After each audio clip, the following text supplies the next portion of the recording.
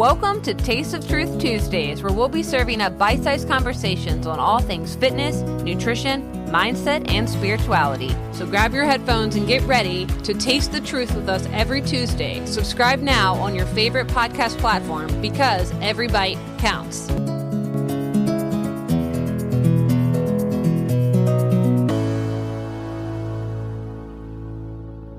Hey, welcome back to Taste of Truth Tuesdays, where we're talking about when belief becomes control.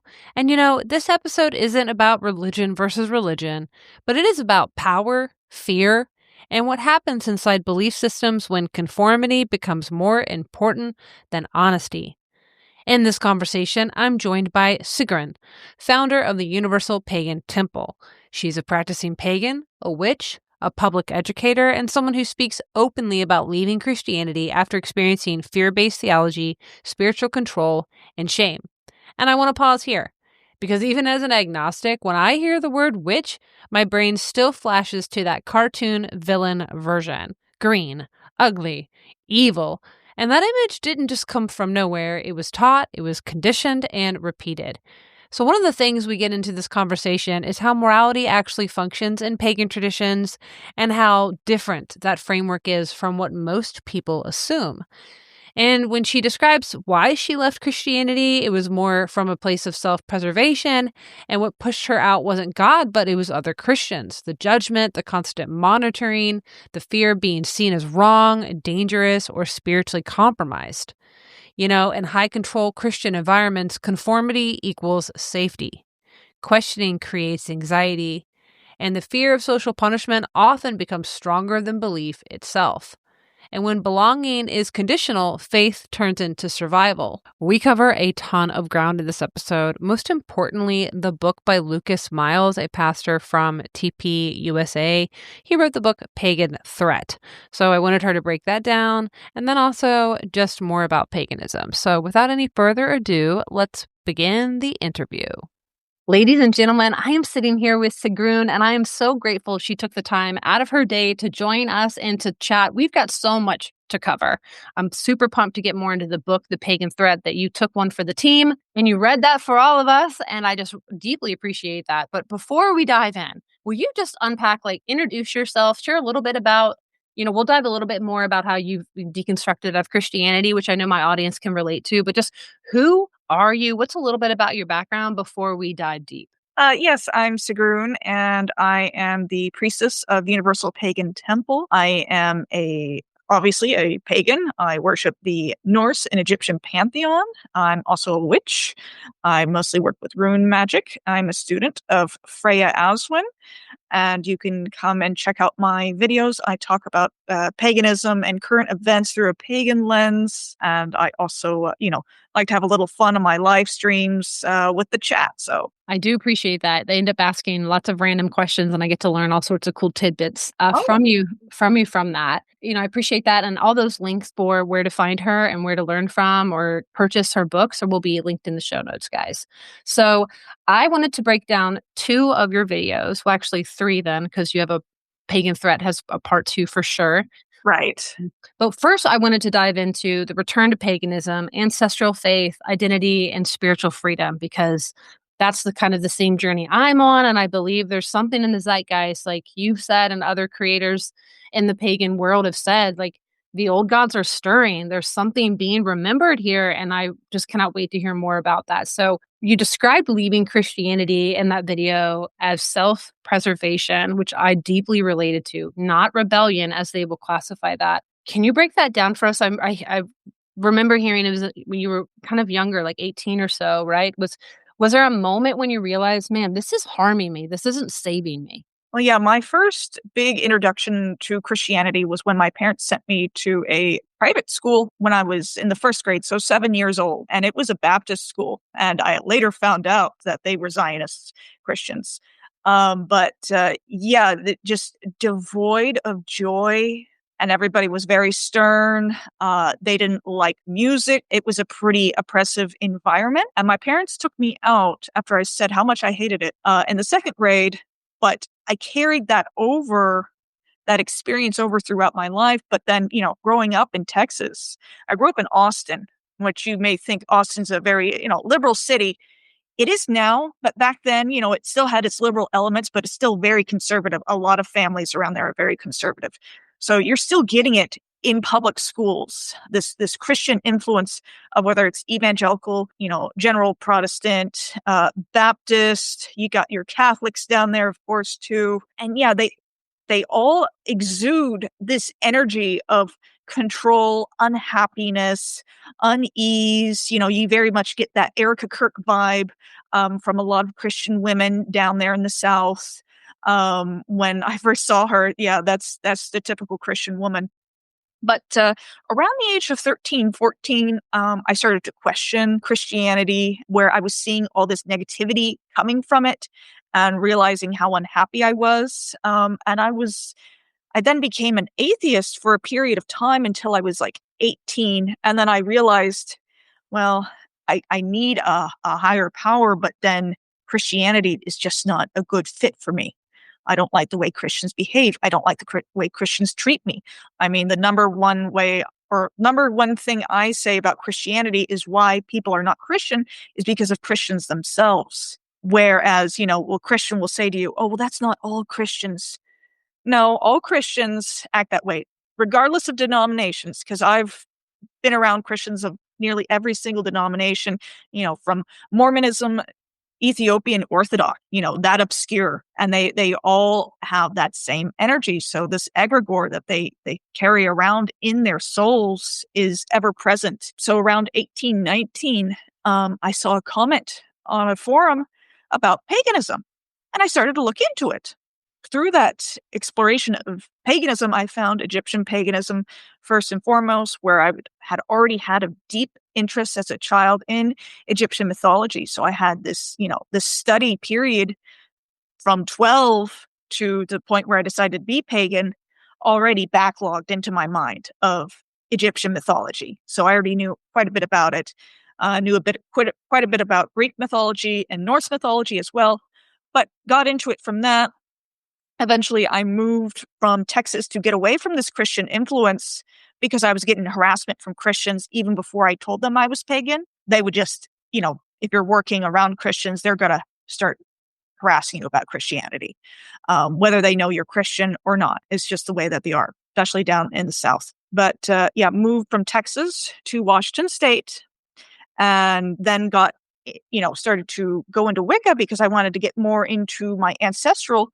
But back then, the information that's available now, this was in 2011, it wasn't really readily available. And so from Wicca, did that for a couple of years when I started UPT, Universal Pagan Temple. And then around 2015, started to seriously get into Norse paganism.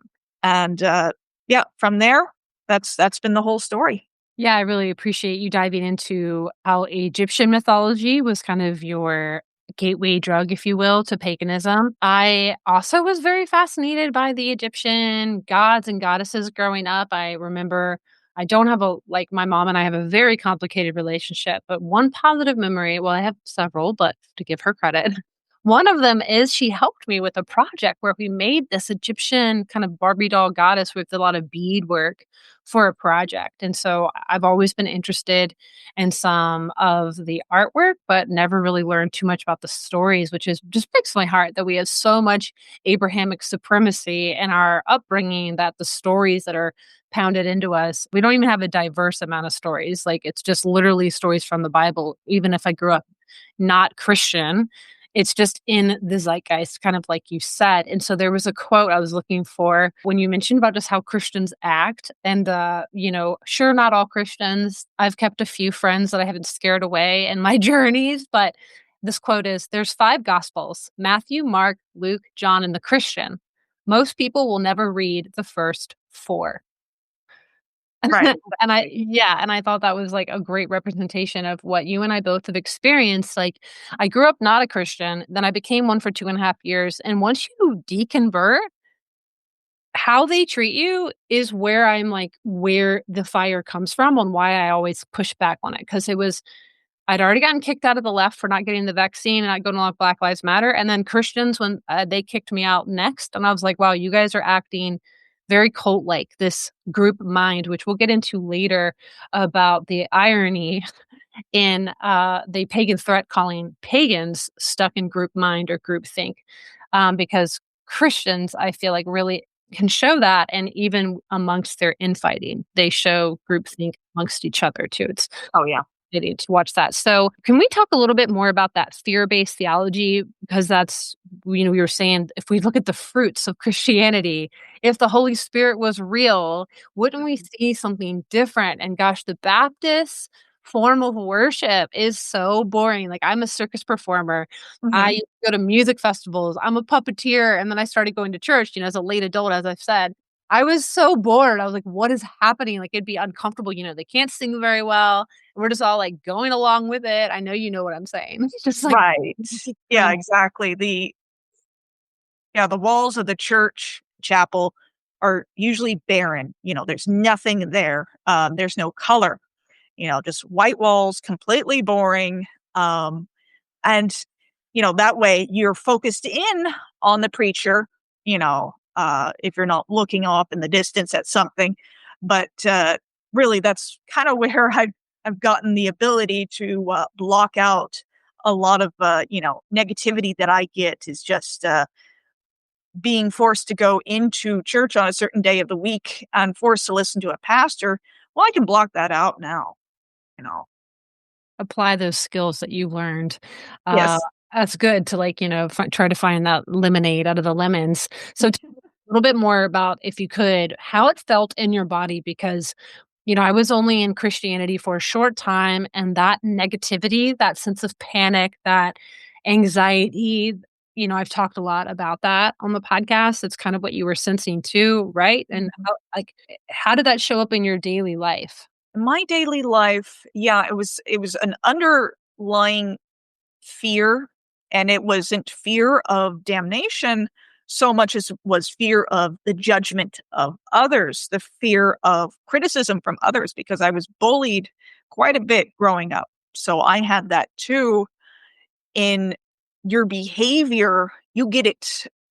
If you step out of line with the Christians, they're going to call you on it, and it doesn't matter if you're a child or an adult. They'll come after you if you're a child, and they will put that fear into you.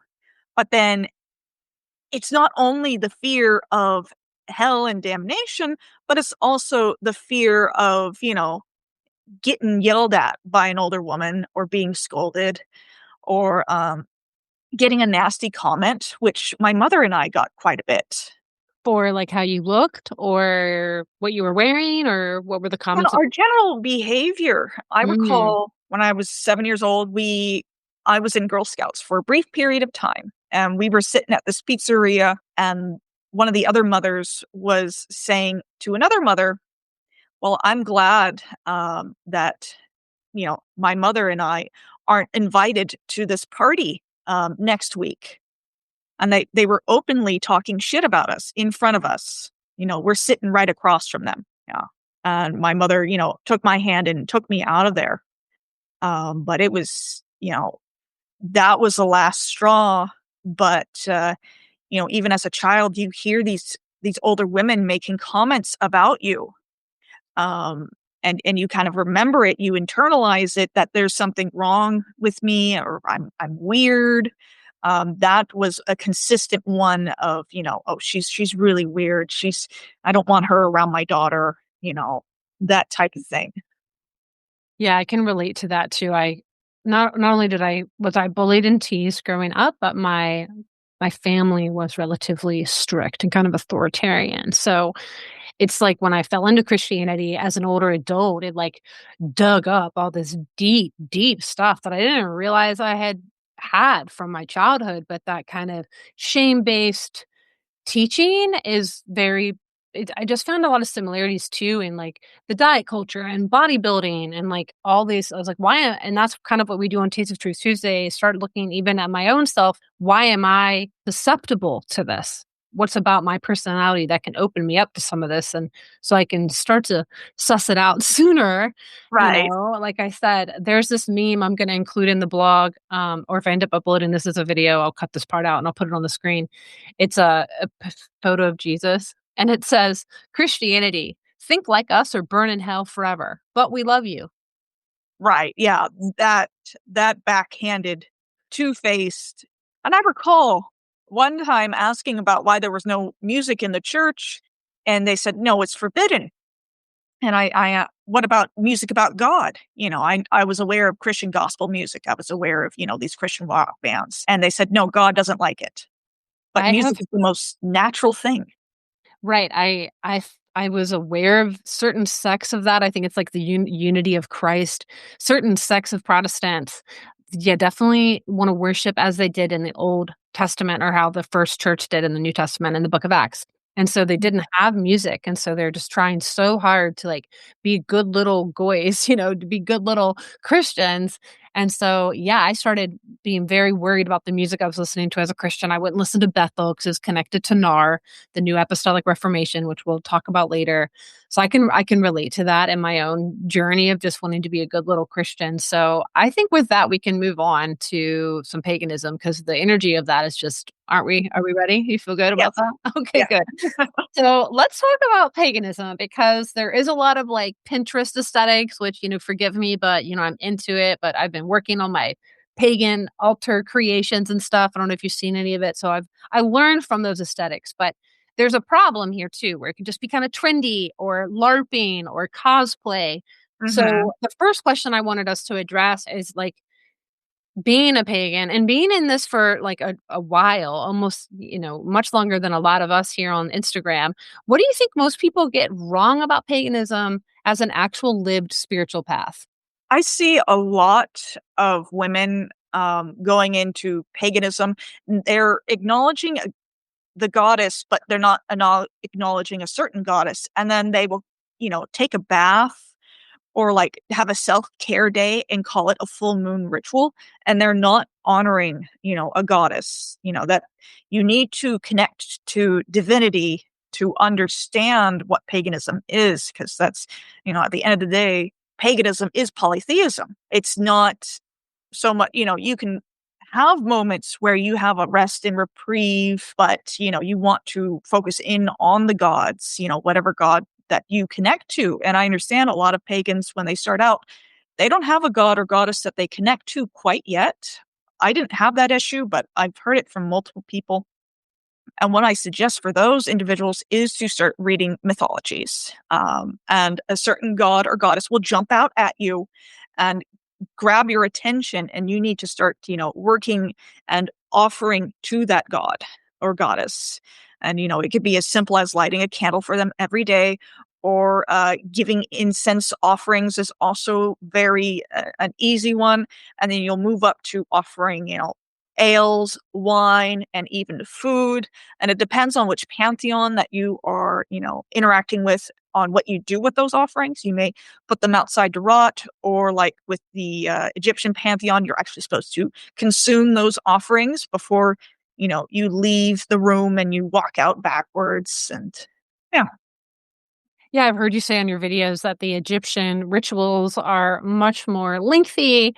And just in general, I've been reading more about Wicca and spell casting and just it's still funny how there's like this tainted kind of energy around the word witch that just breaks my heart. It comes from obviously Christians demonizing all of it, and that there's so much karma, if lack of a better word, and rooted in how you approach spell casting. Like the four rules are there's so much about the will and the goodness and your intentions. And most Wiccans, and when you said 9 out of 10 folks might start off in Wicca and then they end up moving on. So I was interested in that, but I Mhm. learned that when I was a new ager, I was not doing that. So I do think that's the difference between new age. You might set up your crystals in a grid and do a little ritual, but you're probably just a new ager. If you actually want to be a pagan, then there's going to be some goddess worship, God's worship, and that takes time because there are so many. So I do Right. appreciate that distinction you made. And so you also mentioned how you were an atheist for a brief amount of time. So was Mhm. I, and that was mostly just out of like, spiritual pain from what Christianity does to our hearts. As you say, there's like microplastics in our souls from Christianity. Like, Detox. Yeah, we need like years and years to detox. I completely resonated with that little statement you made. And, just trying to open myself back up to that. And if I really believed that like these gods are real, like and I realize I don't have to have answers to that either. If like it could just be like reading The Righteous Mind by Jonathan Haidt really helped me understand the power that religion can bring and like storytelling and myths and the morals and the inspiration and just finding better stories to be inspired by. Um, Mhm. can you help me with that a little bit as I've also transitioned out of atheism? I'm definitely agnostic. I definitely believe in all sorts of like unseen and I wanna believe in all sorts of fun things like fairies and gnomes, and so can you talk to me a little bit about how your transition from, like, atheism to being, like, literally saying you worship a goddess? 'Cause it's a big Multiple transition, I gods and yeah, goddesses. yeah. So it really came down to what I believed atheism to be, when I transitioned from atheism to paganism. Was Atheism was more of like a rejection of Christianity for me. Rather, I didn't believe in the Christian God, but from all my study of the Egyptian pantheon, I did feel, an energy coming from that I couldn't deny, and that I couldn't disprove scientifically. Um, but in terms of, how you can view the gods and goddesses, you could either be a hard polytheist, which you believe in all the gods and all the goddesses, or you could just believe in masculine and feminine energy, where, you view all the gods as one god and all the goddesses as one goddess, and they just, each god and goddesses are, different faces of that energy. Or you can, which I don't agree with, but a lot of people do, is they view the gods and goddesses, as allegories, or as ways to explain natural phenomenon to people, but there's still an energy behind them. Where there is, you can look at the Egyptian pantheon in the story of Horus and Set, where Horus rips Set's testicles off in the battle, and Set is the god of the desert. Well, if you rip somebody's testicles off, they are going to be infertile. So the desert is infertile. Nothing grows there anymore. And when Egypt, was first established kind of, as a people, it was still at the end of the last ice age. So there was a lot more greenery there. And then the shift happened from the last ice age into, I don't know what the word is for it, but, to what Egypt is today, more of a desert. And then, got the Nile River going. Well, technically, the Nile actually goes north. It's the only river in the world that does that. But yeah, going from what it was back when, they actually did research on the Great Sphinx to show that, this was here before the pyramids were. And it actually shows a different type of rock, that was around in the last ice age. But yeah, it's, as a way to explain natural phenomena. They kind of have that with every single pantheon. They have a god of thunder that's associated with storms, way to explain that. But in terms of other household deities, gnomes, the fae, spirits, ghosts, poltergeists, demons, yes, there's room for that in paganism, because definitely demons exist. It's not just a Christian ideal. Spirits, I believe that they exist. They're trapped here. And Christians have a lot of issues with ghosts themselves, because they don't know how to, their funeral ceremonies, they're not sufficient for sending somebody off into the next life or reincarnation. So a lot of spirits are angry and they get stuck. And I've done house cleansings to remove spirits, and they were just very angry entities, but they weren't demonic. They were just upset about how their funeral was handled. Yeah, I've heard you speak about that in some of your videos, which I'm not shocked. Abrahamic traditions coming up short, not much of a shocker. And Yeah. it is sad. And I recently, I guess it was this fall, I gave donation to the land. I built like an altar outside by my pond with a bunch of chrysanthemums, and I put a little offering of milk in this little vase and some crystals and just set it all up, and the next day, there was a really big bullfrog in my kitchen, and I was like, I just punched the mic because I'm so excited. I was like, it felt like the land because I've lived here almost 3 years and I probably came in through the doggy door. But the bullfrog was as big as my hand. It was not a joke. I had to put it in an Amazon box to get it outside back to the pond, but I felt like it was the land kind of speaking back to me. It was really exciting for me to, because I live on like 1.3 acres here. We have a little homestead. And I do spend a lot of time with my plants. It's garden it's winter, so it's a lot more quiet now, but I'm learning and I always appreciate winter. My husband, I'm trying to help him tap into his inner pagan, being like more okay with the lull of winter and how cold it is outside when he wants to be out there working. And so something that kind of ties into what we were just saying for my next question, when I learned from your videos and when I've learned about from other Norse mythology books, it seems the biggest thing that stands out is this absence of like a single holy text or the central authority, which I really like. I like that it's centralized.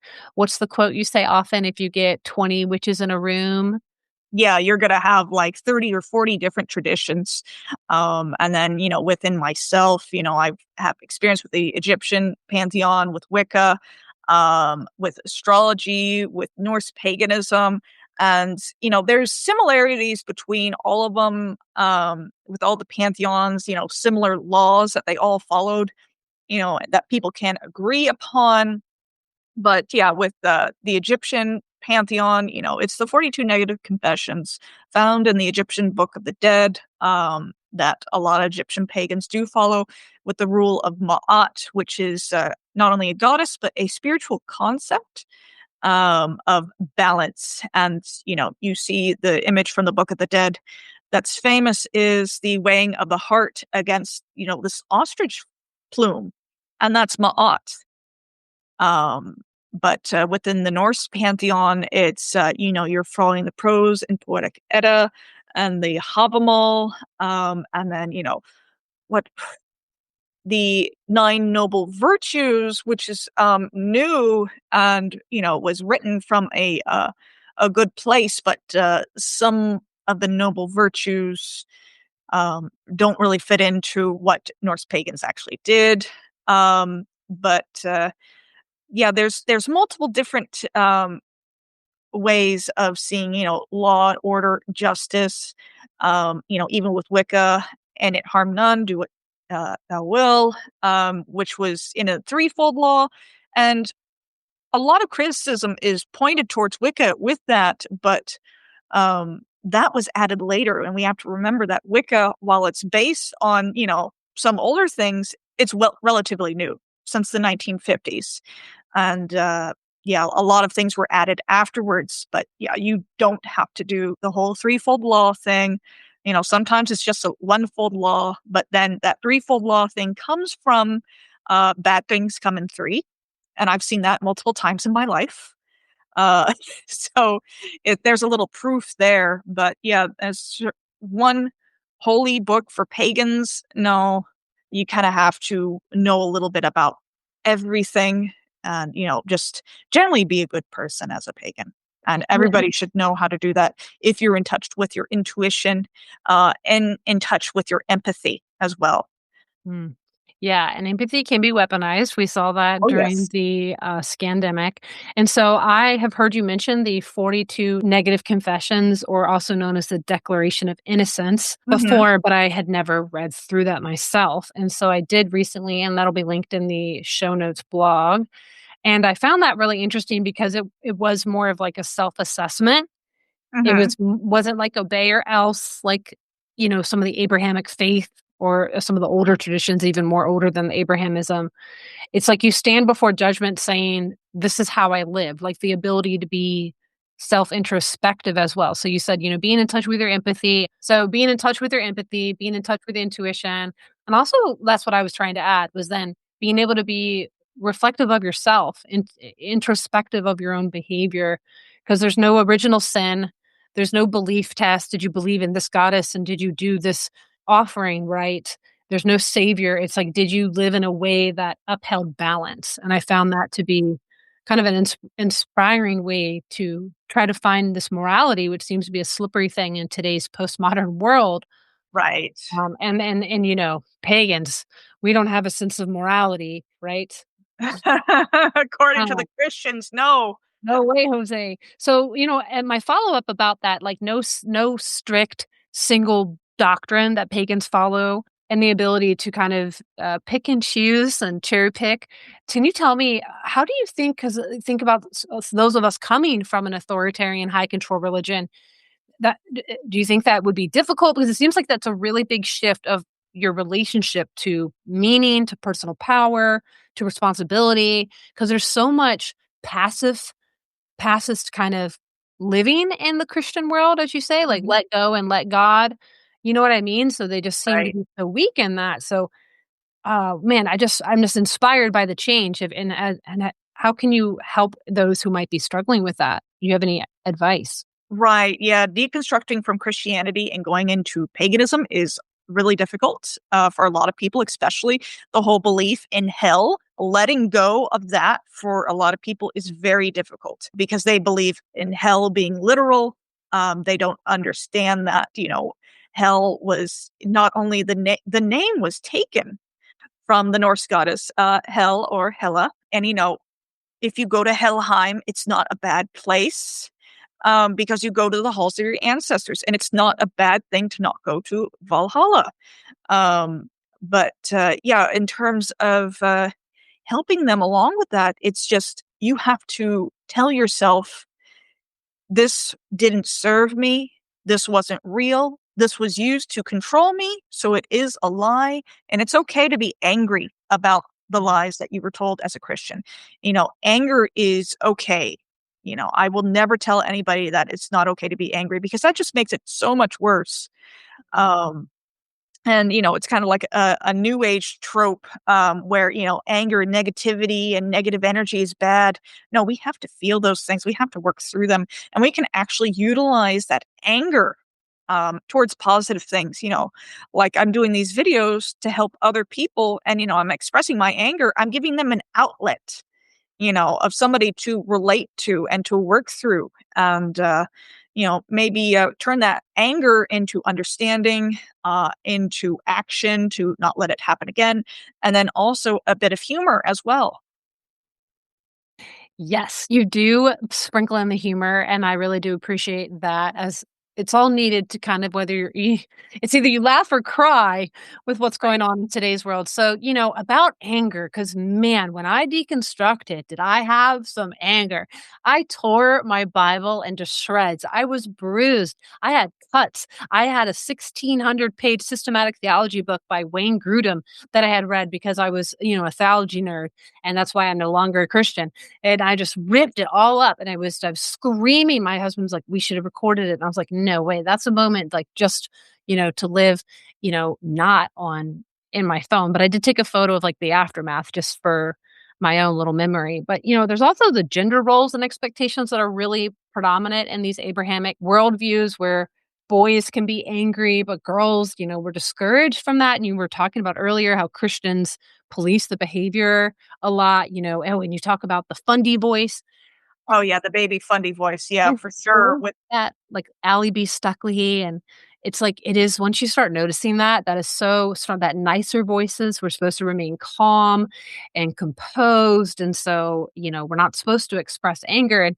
anger is, it's almost taught it's sinful. It's, like, sinful to feel that way, and then you're right, that similarity with New Age because I was mostly New Age for most of my adult life, and Mhm. I was in a multi-level marketing, which they totally thrive on manipulating your belief in yourself, and, if you think hard enough, you, like, wiggle your nose like the witch, you can just manifest whatever you want, and so I just think it's important that you were saying that anger is literally an emotional response to perceived threats or injustices. That's what it is. Hard stop, Mhm. that's it. So if you're angry, it's probably because there is an actual threat and injustice that you experienced, and Christians are kings and queens of spiritual gaslighting, and we need to stop doing that ourselves Right. and understand that this can be constructive. It can Right. motivate problem solving with assertiveness. You can be assertive, which is kind of what you're doing with your Mhm. videos. And so I do appreciate that we touched on that concept of just breaking free from that anger is sinful, but it can be destructive. Punching a hole in the wall, cussing someone out, debatable if that's really the best way to be assertive Right. with your anger. That's And when so, you you're holding in too much anger. And with the Christian women, with the baby Fundy voice, they're holding in a lot of their anger. And that's a lot what I experienced growing up, is that I felt this negative energy from these Christian women. And it could have very much been that pent up anger behind the baby Fundy voice. And, when they let it out, it's usually, at a family member or at a service worker, customer service. And they just let them have it, just years of verbal abuse, that they've internalized, and now they're giving it to somebody else. Or, like they receive verbal abuse from family members or whatever, or they just have anger in general of how things turned out for them. Maybe they didn't want this position in life that they had, so they're just letting it all out on somebody else, which is extremely, destructive. Yeah, it's emotionally immature, but it's hard to grow spiritually in the container that the Abrahamic religions create. And until you're out of it, you can't even see it. And until you've studied the theology behind it, you still can't see it. I think a lot of secular folks who don't know much about Islam can just like let it roll off. Like they're like, oh, but she chooses to wear it. No. No. So let's move on though, because I could talk to you for hours. I'm so happy that we're like internet friends now. So let's shift to the book, The Pagan Threat, because we mentioned it in the beginning. Can you give a little backstory on who wrote the book? Because it's obviously about a very important organization that's getting dragged through the mud right now, which I'm so grateful. So many people have so much to say about Candace Owens. I appreciate that you are open-minded about what she's offering into the arena about, only the feds believe the feds at this point. I would hope about this mainstream narrative behind Charlie Kirk.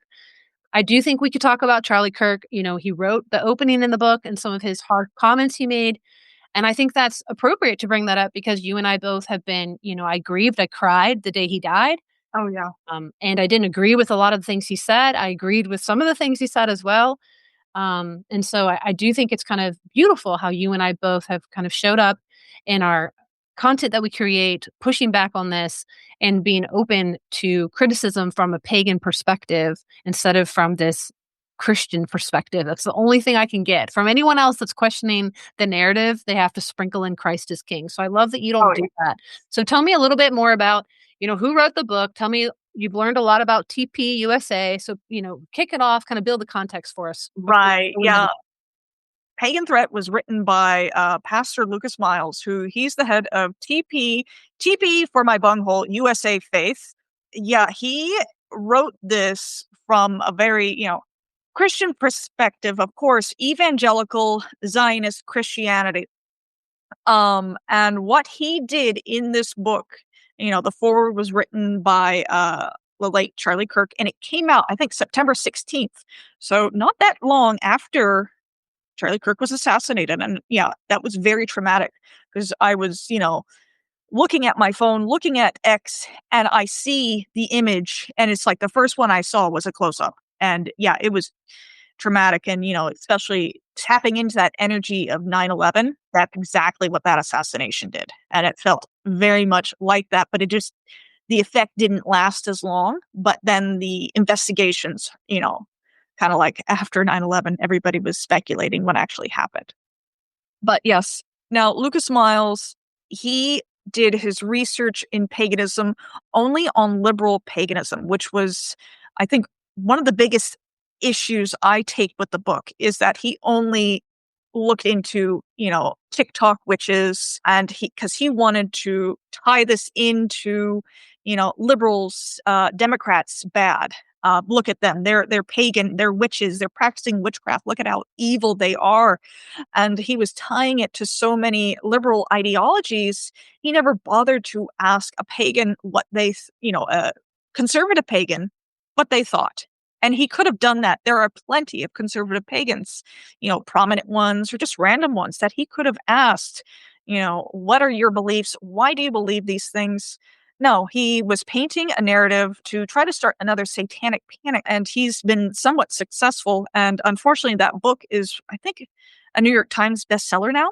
And I haven't looked at the reviews in a while, but, at first you see a whole bunch of negative reviews from other pagans, including myself. But then you start to see all these Christian comments just, being plastered, reviews. And yeah, and I did want to point out when I started posting about my review of Pagan Threat on X, Lucas Miles commented a couple of times on my post saying, "Oh, I'm glad you read my book."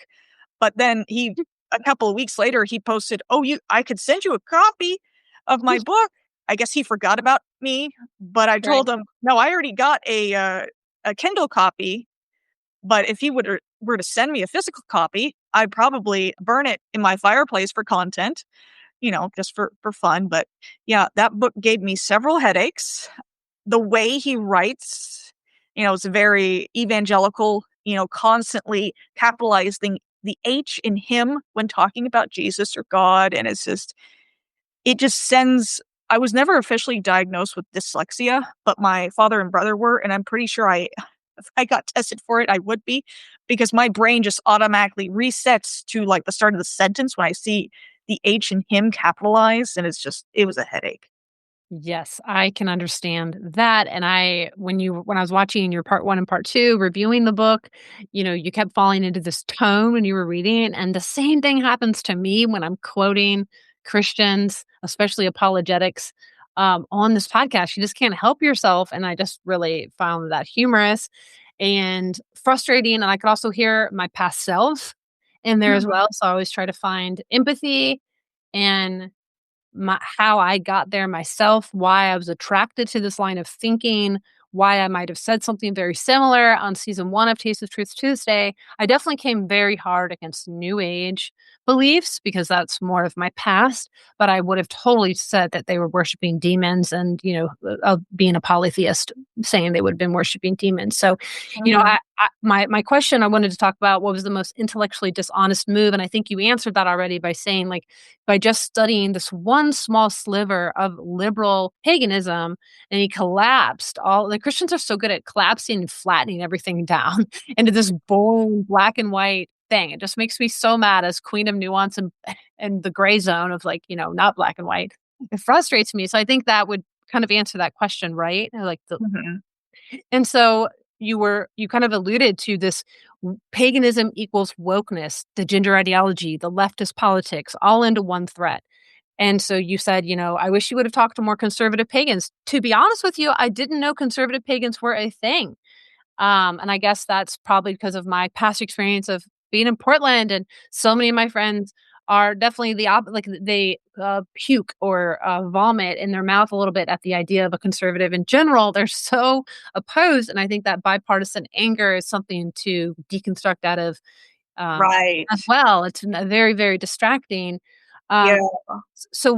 You want to kind of go a little bit deeper on why that kind of framing, or like even why I am completely misunderstanding paganism as being a liberal thing? Because Yeah, I used to be liberal myself. I mean, I grew up in a Democrat, what they call them, yellow dog Democrat family. And it was kind of interesting that my parents sent me to that Baptist school because they were very conservative there. And my parents were very much hippies. But I think they wanted me to have a better education. So I understood where they were coming from when they said, "We wanted you to have a better education. So we sent you there." Okay. But yeah, what really turned me more conservative was seeing this push with the gender ideology. And then it was doing taxes as a business for the first time in Washington State. Yeah, it's enough to make you cry. Um, I've seen it's gotten really bad in Oregon too. Like, I think businesses pay the highest amount of tax. It's like 42% or something. It's something just new passed. Yes, I completely understand. There's some quote that I don't know off the top of my head. Maybe a listener can comment it. It's like, if you're a liberal and when you're young, it's you have a good heart, and you're conservative when you're older, it means you have like a brain or something like that. It was like right. something like that. I can agree on lots of those notes. Not only was my experience in 2020 kind of what pushed me, the left me, I've always said. Mhm. Um, but then the more that I just question my own beliefs, abortion, I can, especially when we ask about like when does life, because if life starts at conception, then, and again, I am libertarian. I believe in the freedom. I'm very nuanced and I haven't decided where I land, but I want to ask myself, deep questions and make sure that. So anyways, I do fall more on conservative on like wanting to limit some of those services. Also my experience in sex work and how that really, really tainted my just overall existence. And I really wish that that wasn't so framed as empowering. And in Portland, Oregon and Washington, it's very, very common. There's like strip clubs more than Starbucks and McDonald's in these areas. It's so normalized. And Right. yeah, I just think that that's harmful. And then, of course, the gender ideology, good gravy, baby. And that hit the Northwest. I was dealing with people correcting pronouns in 2015, 2016. So much earlier than like kind of like hit the cultural work, like, overall zeitgeist of the United States. But yeah, Right. that's I what was seeing it here in Washington State in 2015 or 2014, 2015, when we were doing public rituals and we had somebody message us saying that they were a gender queer, and I had no idea what that meant. And I ended up never responding to the person. And but then I figured out what they meant by that years later, and it was just like this. It came out of nowhere. Um, and if you want to do that, that's fine, but don't push it upon other people. It's the same mindset as I have with Christianity. And now what I call I associate more with conservatives in my beliefs, but would I, necessarily call myself a Republican? No, because yeah, the Republican Party left me. The Democratic Party left me. And now, I've said it before in my videos where I'm kind of have the tree beard mindset side. I'm on nobody's side because nobody is on my side. And that's where pagans are for the most part, is that nobody is on our side. really, and that's part of that bipartisan kind of psyop we need to wake up from is that Zionists run both sides, guys. The end. There, it's literally uniparty through and through. So I Yep. mentioned Carlin Borosecco before we push record. I've had her on the podcast. She has mapped the modern left, and I think it's so important. I want to bring it up really quick, and I'm going to put this in the show notes. She has this chart she made, and she's breaking down the modern left into 5 tiers because Democrats and liberals aren't even the same when we're talking about when you said someone who was like a queer, would they say they were? Gender queer. Genderqueer. So that's very specific. So there's the pink triangle in this chart. It's this presence of queer ideology, which believes that capitalism invented gender. And so when they want to be non-binary, non-conforming, it all comes down to capitalism. And capitalism is private property ownership. So they want to get rid of that. And they believe family values in the nuclear family is like owning children and parental rights is a form of private property, so they want to abolish that. So Carlin helps break down when you hear some of the far left and what they speak of. There are folks who are Democrat and liberal. We don't really have issues with them. I wish the left was made up of more of them. That's when we say the left us. That's what happened. Now we have progressives which want Medicare for all, the Green New Deal, debt cancellation. Like I don't agree with that stuff. And then as it moves on, the Democrat socialists who just won the mayor and New York City, Mandoni or whatever his name is. So he wants to overthrow capitalism. He's not as You saw that, I don't know if you saw, that you're Mondani, he got bought out by the Zionists, so he was saying that. well, that's what the thing is. It's so funny once you understand the root of like Bolshevism, Trotskyism, once you understand like even the word racism and where some of this came from, you start to see it's very similar to how like they've theologically conquered the minds of Christians by using Jerusalem as the holy city. Like this Zionist power is very fascinating. I do believe that there are those on the left who are manipulating us and those on the right who are rooted in this Torah-based misanthropic, like chosen one kind of worldview. And then the final tier I wanted to say is the Antifa, that revolutionary communist. So a lot of people collapse the left into they're all socialist or they're all communist. And that Mhm. I wanted to make sure on this podcast that we're not falling into the cultural battle here in this Right. podcast. We really are not. We're very nuanced. You are and I are. And I wanted to just open that up where folks who are trying to understand maybe you're more conservative, what's going on the left. I want to educate those on the right. I think that they don't understand their enemy when it Mhm. comes to those on the left, or that it just is a much bigger picture when we talk about Abrahamic supremacy and Yeah. how much the right rules through theology and Yes, they people do. believing in the Christian God. It's so frustrating. So, oh my gosh, I cannot wait to talk about this. So, the author of the book, what was his name? Lucas Miles. Lucas Miles. Okay, Mr. Miles. So he made the claim, goodness gravy, that Christianity is a religion of freedom. And while paganism operates, I know you can't help but to laugh, operates under a kind of hive mind or groupthink. And so I would love for you to break down kind of how that claim landed for you as an actual pagan, and how is he misunderstanding how communities think? I think we kind of touched on this a little bit, but you can really take it home with that. Yeah, when I read that, I was flabbergasted because, he's coming at this at paganism like it's all leftist. And even within the leftist sphere of paganism, they don't have groupthink at all. They they are just as diverse in mindsets as, pagans are, who are more conservative. And it's like, who are you talking to and what are you looking up to get these ideas? Because groupthink, I think of Christianity. That's groupthink. I think of Islam as well. That's groupthink to the extreme.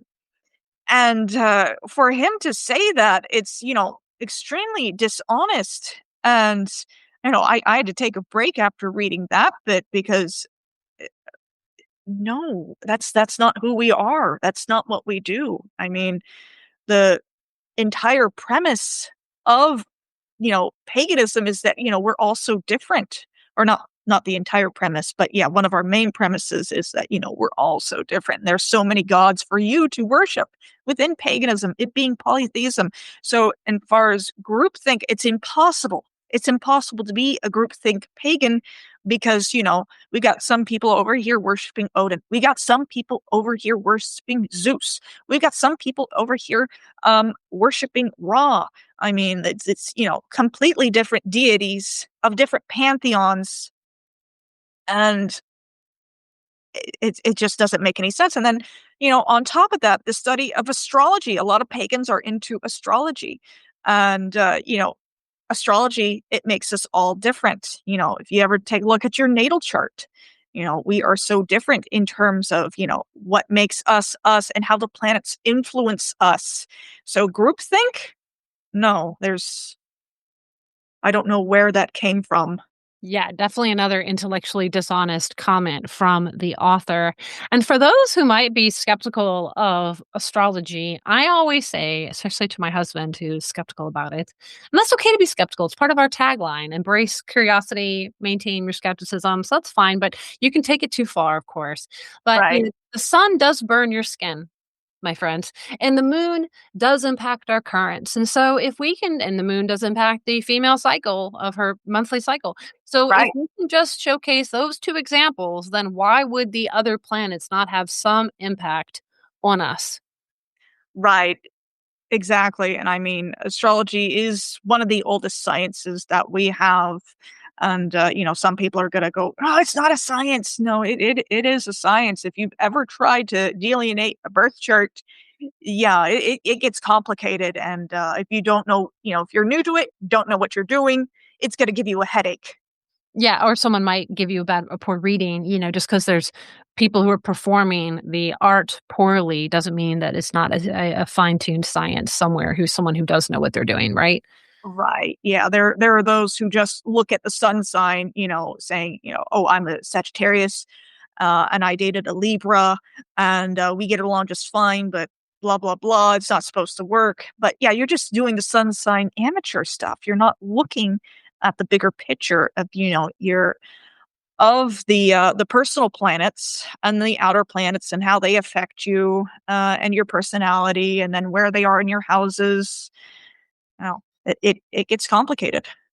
Yeah, well, and what happens to folks who don't know, like, they don't know when they were the exact time when they were born, or they don't know the exact place they were born? Are they unable to get some of that fine detailed work of their birth chart? Yes, and I'm not, the world's best astrologer, and there are ways to figure out your birth time or like approximate. Mhm. And of course, there's always calling the hospital where you were born. If you could figure that out, if you have your birth certificate, you can figure that out. But yeah, if interesting fact, Erica Kirk, if you look up her birthday, she has her birthday there, but it just says she was born in Ohio. Doesn't give the city. That is really suspicious, and you would only do that if, you knew ahead of time that you didn't want anybody looking at your natal chart. That's the It would only reason why that would be, or, there's maybe another reason I'm not wise to, but that was a red flag for Erica Kirk, just saying she was born in Ohio and she's a Scorpio. When I looked at Candace Owens, okay, she's a Taurus. Uh, don't have a birth time, but I can at least look at where her planets are and, kind of guess on the moon if it's accurate to, okay.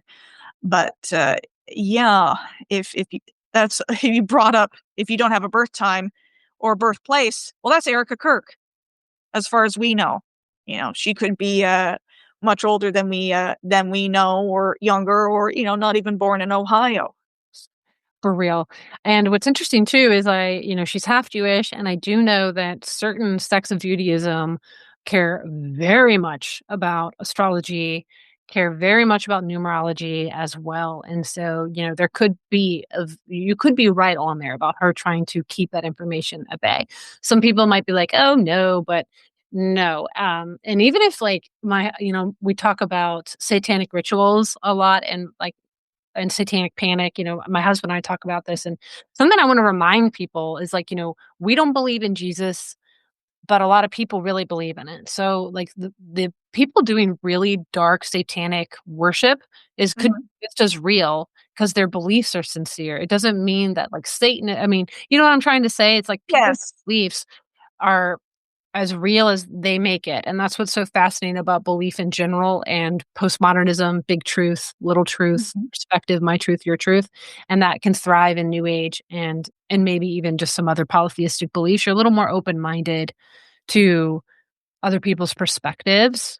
Mhm. So what I appreciated about what you were saying, and there's a lot of other critique about the pagan threat, is that historical studies show that paganism is very diverse, like you said, and it's Yes. never been inherently tied to a single political ideology or social trend. But I did see in my research, and I can't quote specific scholarly sources on this, Mhm. that and this was prior to even when I was preparing for this interview or heard you talk about Pagan Threat. I think it was when I was in an Adam Green stream and was like kind of nerding out about supposedly certain traditions. There is anecdotal evidence that pagan communities would have been more open to gender diversity historically, like a little more open-minded to that.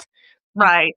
and so I think that that's okay. I do think that you and I are, like you said, like we're respectful of other people, but we draw the line when it comes to children. And the thing about you do you, that doesn't really work when you live in a society because our actions ripple out and impact others. And so that's where I think conservative pagans might draw the line when it comes to some of these sort of beliefs. Does that make sense? Yes, it does. Yeah, and then it depends on the society, the pagan society, pre-Christian society, whether they were more open-minded or not. And Mm, some of these pre-Christian pagan societies lasted for thousands of years. So you know, some people will point out that certain societies were more open-minded. Well, that might have been a period of like 60 years only, and then the rest of the time they were more conservative. It all depends on, who was in power at the time, and which god cult was in, had more authority at the time. And you can really get into that in specific with the Egyptian pantheon, where you can see these changes of different cults within Egyptian paganism within the timeline, where it's, almost isolated to certain cities. You have like Memphis that was, I believe, more influenced by Ptah and Sekhmet. And then, of course, you have Karnak, which was Amun. And then, there were certain cults that and temples and priests that rivaled the power of the pharaoh at certain periods of time, where it's the history of it is really quite deep. And, there's those who study the Greek pantheon, and they could go on about different, the city states and their gods that they worship, or goddesses, and, their beliefs. So, paganism just wasn't all one big thing. It was a multitude of different beliefs. Yeah, and that's kind of, I guess, the biggest takeaway frustration from this book is that he must have done very little research, which, I mean, it's not that shocking because there's a lack of there's this evangelicals are anti-intellectual. It's just kind of par for the course. Mhm. So, and I was reading the book by Catherine Nixie, The Darkening Age. Adam Mhm. talks about it a lot on his streams. And Uh, yeah, I don't know if you've read it, but it's The Christian Destruction of the Classical World. I want to do a podcast episode on it. I really highly recommend it. But she does talk about, or maybe it was in Charles Freeman's book where he talks about the closing of the Western mind. I don't remember which one, but either way is like every time that Rome would conquer another kind of area, they would just add that god of that region to the pantheon. And so mhm. that was just a way, again, like you were saying, depending on the history and the time you're looking at, we might have different versions of the gods in the pantheon because that's kind of how these polytheistic societies worked. So very fascinating stuff.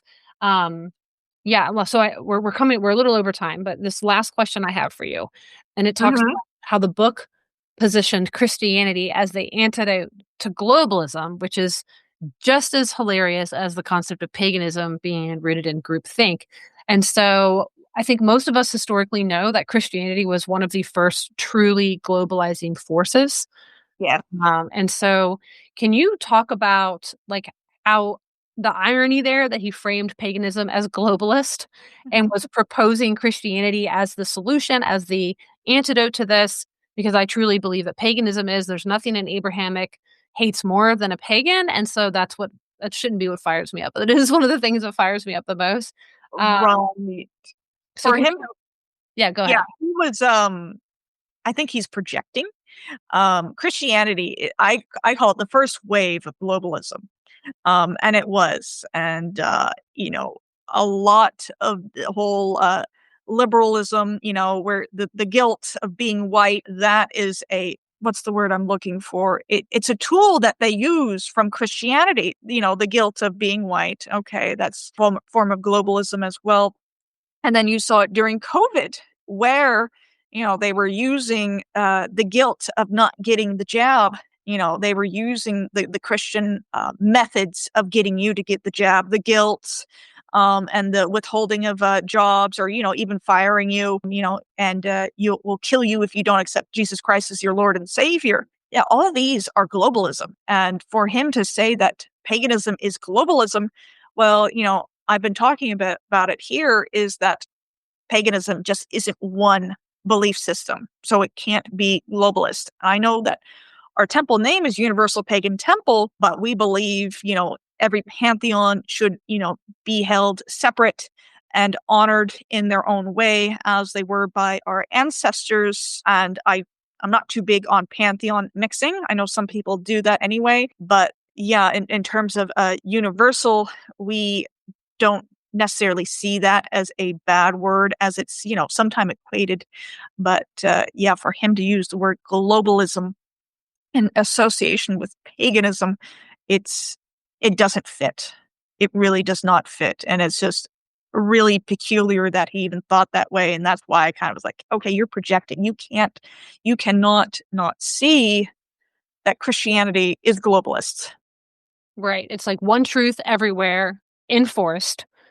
Hmm. And the word we mentioned this in the last podcast. I was talking about the history of Christmas and kind of diving into Yule and the word heathen, the word pagan. These didn't really have anything to do with religion or belief. They just had to do with like living outside of the cities, being uncontrollable by the church at those times. And so it's kind of sad to see paganism getting collapsed into an ideology in general when that just It doesn't fit. it cheapens it so much, and it is infuriating. I'm proud of you that you got through the book. You really did that for all of us. And is there anything you want to like leave close down the conversation with about, the book Pagan Threat or just any sort of wisdom, because you get a lot of folks in your comments. You seem to just not acknowledge the Abrahamics that want to come into your comments and shun you. Like, any encouragement, because obviously going on the pagan journey, like, it can be difficult. People are very judgmental, and you've had your fair share of that. So, however you want to close the conversation down, I would love that. As far as the Christian haters go, it's entertainment. And they are feeding my algorithm on my videos, which I very much appreciate. You got to remember that the algorithm is a aggregor that is created by Google, so it has to be fed. So these Christian haters coming in and saying, Jesus loves you. Blah, blah, blah, blah, blah, blah. Yeah, I see it. You're so stupid. How can you be pagan? Oh, Christ is king. Oh, blah, blah, blah, blah, blah. Yeah, they're just feeding the algorithm. So when you see this negativity coming from Christians, you just laugh it off. Just laugh it off. Yeah. Use it for It's fuel. entertaining. Yeah, use it for entertainment. Well, thank you so much for taking the time to share some of your insights and your guidance. And I hope my listeners will connect with you. And all that is linked in the show notes, guys. So thanks for being here. Thank you.